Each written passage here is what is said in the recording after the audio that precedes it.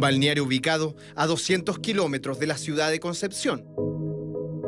Una zona que apuntaba a convertirse en una joya del turismo chileno, pero que en los últimos 2 años se ha hecho impenetrable.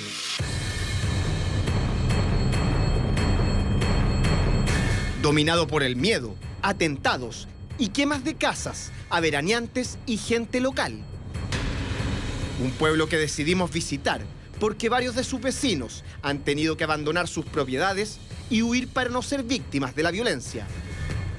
Hay extorsión, hay amenazas de muerte, hay asesinatos y hay usurpaciones. Estamos encerrados en un closet, se rompieron todos los vidrios, rompieron todo. Y del cual debimos escapar por seguridad. Aló, oye, salgan de ahí, urgente.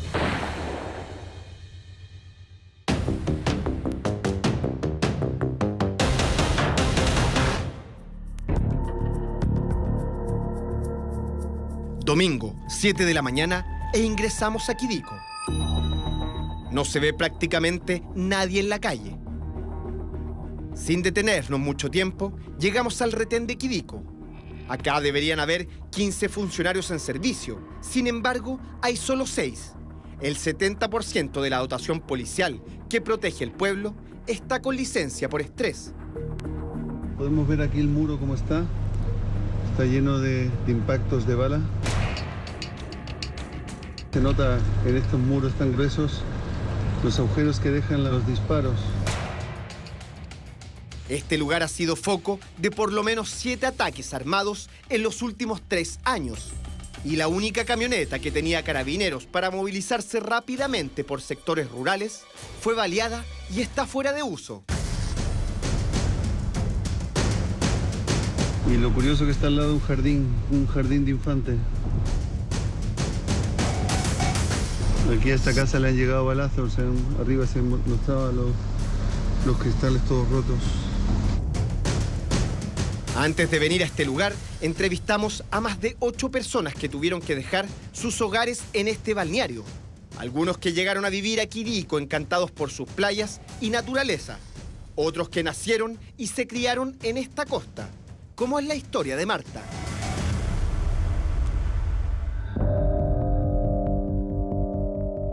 ¿Cómo se vivía en Quidico? Quidico era un paraíso, era una maravilla, era un lugar ideal para veranear, para criar hijos, para hacer una familia, porque era eso, un paraíso. Esta mujer, que no quiere revelar su identidad por miedo a represalias, nos cuenta cómo era su vida en el pueblo, antes de dejarlo e irse a vivir a otro sector de la provincia de Arauco, lugar donde nos brindó esta entrevista. Todos muy amigables, nos conociéramos o no nos conociéramos, siempre estábamos, hola, nos saludamos. Era una comunidad muy linda donde todos participaban en todo. La única escuelita que hay allá era una comunidad, o sea, había alguna actividad en el colegio, todos los papás participábamos, una dinámica bien linda. La gente del pueblo dice que hay ataques prácticamente todas las semanas, entre incendiarios o balaceras. Y lo peor es que hay desconfianza entre los mismos vecinos, porque ya nadie sabe quién está en un bando o en otro. Se fue matando todo. Ahora aquí con un pueblo deprimente, muy triste, muy triste. Porque no hay nada, o sea, hay gente que con mucho esfuerzo ha levantado sus puestos en un sector que se llama La Puntilla, que viven del turismo y lamentablemente ya no.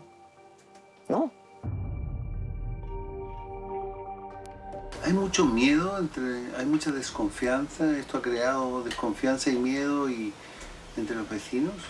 Es que yo creo que aparte de miedo es pánico. Es pánico porque allá en la localidad es como estar en una guerra esa cuestión. Es terrible escuchar los disparos. Es muy fuerte. Eso fue lo que me gatilló a dejar todo botado. Y obviamente allá no se puede vender, no se puede arrendar, nada, porque ¿quién quiere vivir allá? No hay trabajo, no hay seguridad, que es como lo que todo el mundo busca. En marzo de este año, Marta decidió dejar Quidico y su casa de toda la vida. Nunca imaginé ver a mi hijo en esa situación. con ese sentimiento, no era miedo así como... Es terror, es verle su carita de terror, de pánico, sus ojitos, y que no puedas ni siquiera salir de tu casa a refugiarte porque corre el riesgo de que te llegue una bala, le llegue una bala a tu hijo. Antes de venir a este viaje, intentamos comunicarnos con el alcalde de Tirúa, comuna a la que pertenece el balneario de Quidico, pero no quiso referirse al tema. Es que sea absolutamente legítimo sentir temor porque las autoridades son personas como todo el mundo, tienen familia, viven en los territorios. Quien sí nos atendió fue Cristian Peña, edil de la comuna de Lebu, capital de la provincia de Arauco. Él explica que el miedo a hablar sobre las situaciones de violencia ha escalado, incluso a las autoridades locales. Ese temor uno lo tiene, ese miedo que da cuando uno ve este tipo de acciones, e imagínense eso multiplicado por 15, por 20 en los alcaldes del sur del territorio. Me refiero a los alcaldes de Cañete, de Tirúa, de Contulmo. Es súper legítimo sentir temor porque además las acciones son cotidianas, son diarias, las acciones de violencia, las acciones de los atentados, los incendios. Para entender la magnitud de los ataques que han ocurrido durante los últimos 3 años en la zona de Quidico, accedimos a la base de datos de las denuncias y partes de carabineros, además de las diligencias de bomberos de la zona. Números de atentados que digitalizamos en el siguiente mapa de la provincia de Arauco, región del Biobío. De color verde se aprecian los ataques armados. De enero del 2020 a junio de este año, se contabilizan 77 usos de armas contra civiles, viviendas y carabineros. En color naranjo se identifica el sector en que ocurrieron ataques incendiarios. El número de casas quemadas llega a las 74 propiedades. En Quidico logramos llegar a las ruinas de la siguiente historia y hablar con su sobreviviente.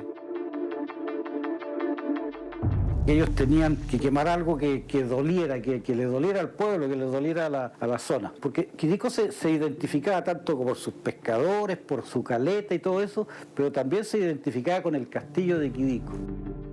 José Arriagada López vendió su propiedad, juntó los ahorros de toda su vida y adquirió una emblemática casa del balneario para vivir sus últimos días junto a su mujer y su hija menor.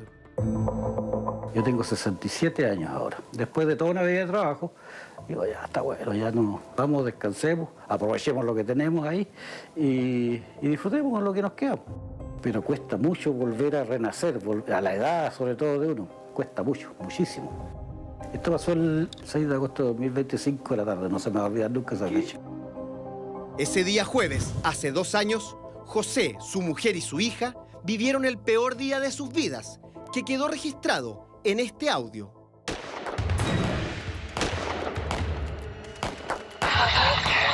Estamos encerrados en un closet. Se rompieron todos los vidrios, rompieron todo. Llamamos a carabineros, pero no sé si escuchan los disparos. Estamos desesperados. La casa es de material sólido. Entonces nos escondimos detrás de unos closets. Mi esposa llegó y empezó a llamar a sus amigas y dentro de eso y seguía el fuego, los disparos y nosotros desesperados no hallábamos qué hacer. Mi hija llorando. Empezamos a sentir como que se rompían los vidrios de la casa, se rompía algún vidrio. Todo eso con disparos de alto calibre. Más o menos durante 10 minutos estuvimos bajo fuego y nos decían, salga, si no los vamos a matar, y empezó a gritar un grupo de gente ahí. Salimos, mi señora primero salió con los brazos en alto, y dijimos, no nos hagan, solamente queremos salir, hagan lo que quieran, queremos salir. Y siguieron disparando.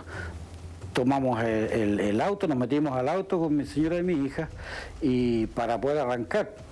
En el momento que nosotros aceleramos, empezaron a disparar al auto y balas por todos lados, por los vidrios de atrás, los vidrios del costado, mi hija agachada en el piso atrás en el auto, y nosotros, pero era adrenalina pura, huir, escapar. Y eso fue lo que tratamos de hacer en el vehículo y seguían disparando, o sea, no había piedad, no había ningún control de esa gente. Ellos disparaban porque había que disparar y había que matar a la gente, ¿no?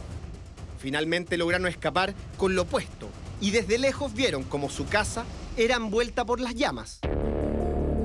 Ni siquiera nosotros volvimos al día siguiente. Fue tal el pánico que teníamos de volver que nunca más hemos vuelto a la casa. Actualmente José y su familia viven de alojados en la casa de un familiar, lejos de Quidico y de la zona de Tirúa. Su caso es investigado por la Fiscalía de Concepción, pero aún no hay ningún culpable identificado. Perdimos todo lo que habíamos logrado juntar dentro de nuestra vida, pero lo que más duele es haber perdido, digamos, el pasado. Que siempre nos reuníamos a mirar fotografía y todo eso. Se borró nuestro porque tampoco no hay un respaldo, no hay nada, se borró toda nuestra historia.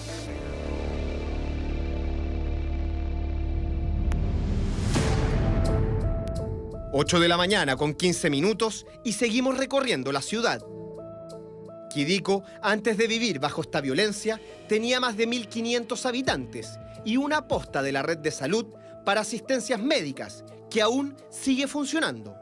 Hoy domingo, el lugar se encuentra cerrado y nos sorprende su fachada.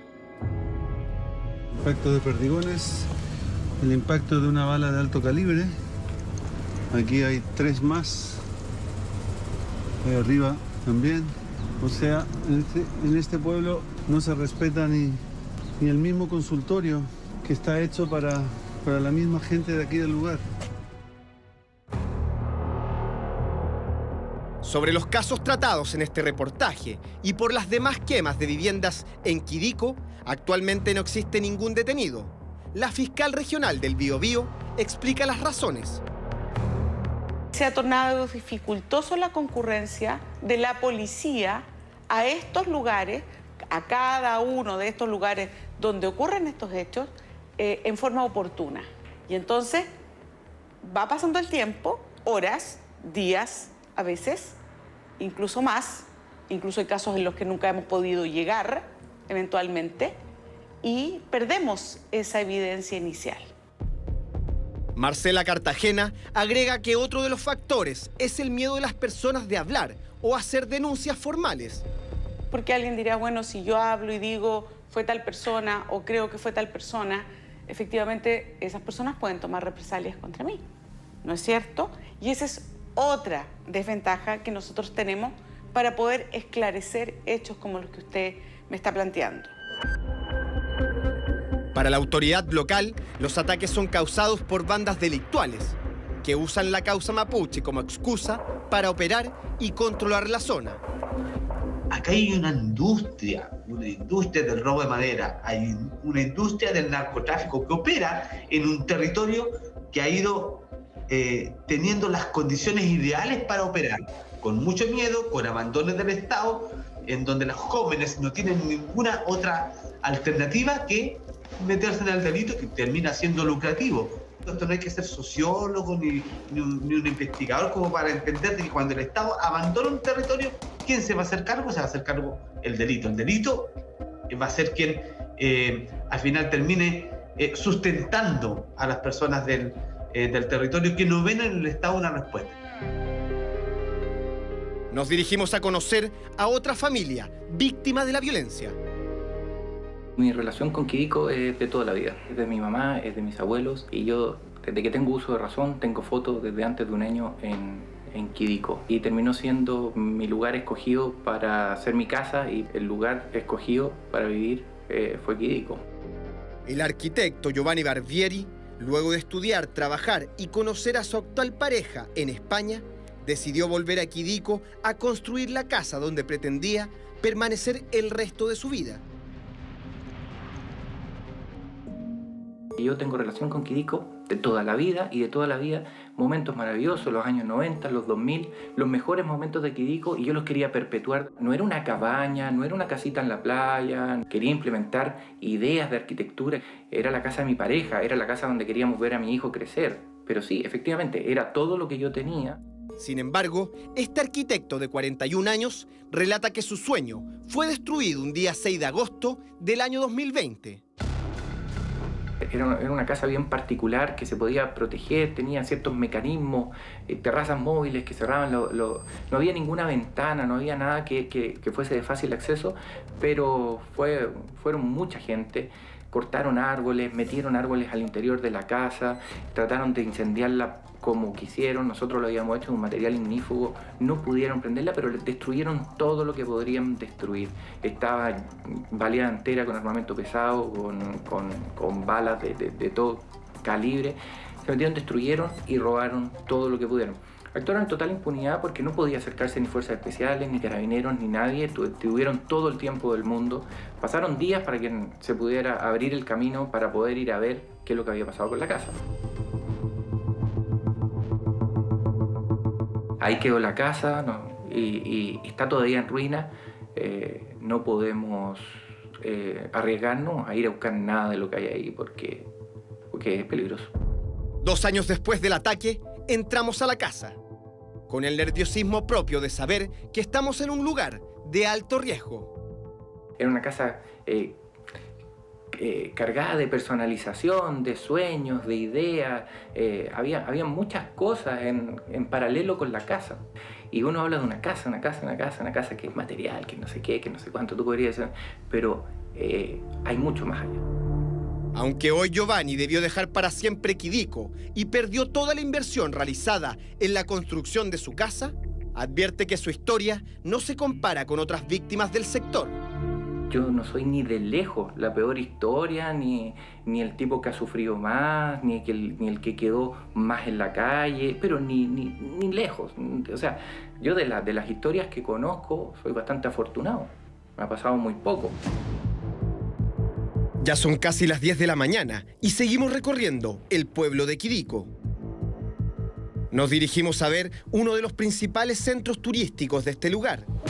Aquí en este lugar estaba el hotel de Fernando Fuentealba. Esto es lo único que quedó del hotel. Aquí les mostraré una habitación matrimonial en la vista de la playa. Especial para descansar y mirar el mar. En mayo de este año, el grupo paramilitar Resistencia Mapuche Lafkenche se adjudicó la quema del Hotel Curef, cuyo propietario también debió escapar de Quidico. No es algo que nosotros estemos inventando, es algo real. Todas estas comunas de la provincia de Arauco están absolutamente en un estado de depresión absoluto porque nadie quiere venir acá y las principales actividades de comercio, de desarrollo productivo es el turismo.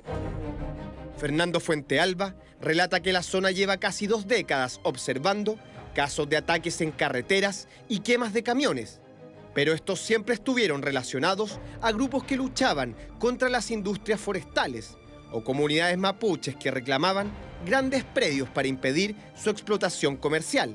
Sin embargo, nos cuenta que desde hace 5 años la violencia cambió. El primer fenómeno que me empezó a llamar la atención fue que comenzaron a desvalijar las casas de veraneo. Eso me llevó rápidamente a poner más atención en el entorno, porque podía afectar de una u otra forma la actividad del turismo. Y comenzaron los incendios de casas. Además de las quemas, ataques y saqueos a domicilios particulares, el pueblo de Quidico enfrenta un desabastecimiento porque las empresas no quieren llevar productos básicos hasta la zona. Y los grupos violentos han atacado las antenas que entregan señal Wi-Fi y de celular a la comunidad. Las empresas no quieren ir a reparar las antenas. Las antenas celulares en Quidico las volaron con explosivos. Eso es terrorismo. Cuando pusieron una camioneta con explosivos para impedir el paso de carabineros en el puente de Yeoyeo, eso es terrorismo. Fernando relata que debió comenzar una nueva vida, marcada por un constante miedo a las represalias. Y al dejar su hotel, al poco tiempo, desconocidos lo convirtieron en la postal que hoy recorremos. Empecé a decirle a las autoridades que esto podía desbordarse rápidamente y abarcar mucho más territorio. No me creyeron, no me escucharon, y hoy en día lo que pasó a ser un punto que comenzó en Quidico, hoy está transformado en un territorio que abarca prácticamente toda la provincia de Arauco. ¿te fijas? Afectando la calidad de vida de las personas. Seguimos reporteando el pueblo de Quidico. Aló, oye, salgan de ahí urgente, salgan rápido, por favor. Un informante del sector nos advierte que debemos salir pronto del lugar porque podríamos correr peligro. Ya los cacharon, así que salgan rápido. Con esto dejamos la zona, pero nos cuestionamos qué futuro le espera a este balneario y a su gente. Nos retiramos de un pueblo que alega estar abandonado y en el cual personas comunes y corrientes debieron abandonar sus casas y su vida.